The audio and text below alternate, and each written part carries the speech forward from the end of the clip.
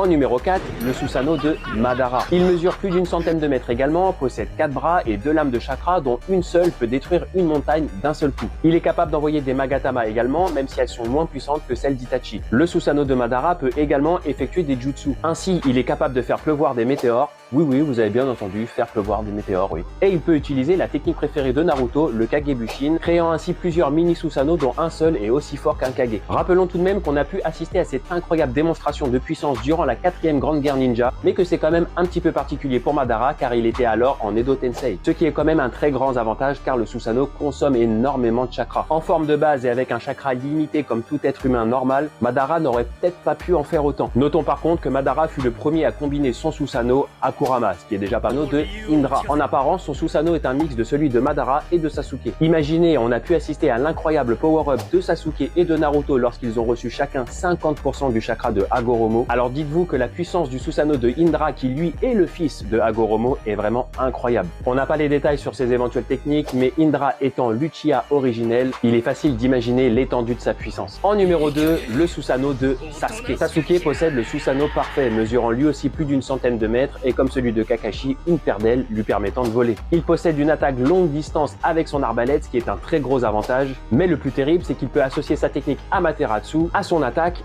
et à sa défense. Grâce à cette combinaison, sa défense est parfaite. Oui, si tu veux lui mettre un coup et que tu le touches, et bah tu brûles. Et pareil pour ses attaques, elle brûle tout ce qu'elle touche. En obtenant le chakra de Hagoromo et le Rinnegan, Sasuke débloqua le Susanoo ultime, le plus puissant Susanoo de l'œuvre pour un ninja humain. Plus puissant donc que celui de Madara, mais aussi plus puissant que celui de Indra. En effet, contrairement à Indra, Sasuke possède le chakra de tous les bijou, ce qui lui confère une puissance phénoménale. Il stocke alors cette folle quantité de chakra dans son Susanoo, lui permettant d'utiliser l'attaque la plus puissante de l'œuvre, la flèche d'Indra. En numéro 1, le Susanoo de Hagoromo. Hagoromo est tout simplement l'être à l'origine du monde ninja. Il invoqua le Susanoo originel, un être gigantesque, plus grand que Jubi lui-même, et capable de bloquer sans une égratignure la bombe bijou de Jubi, qui est, je vous le rappelle, la créature la plus puissante de Naruto. Avec son Susanoo originel parfait, Hagoromo a vaincu tout seul, oui, tout seul, Jubi, et il l'a scellé en lui. Difficile de faire mieux que ça.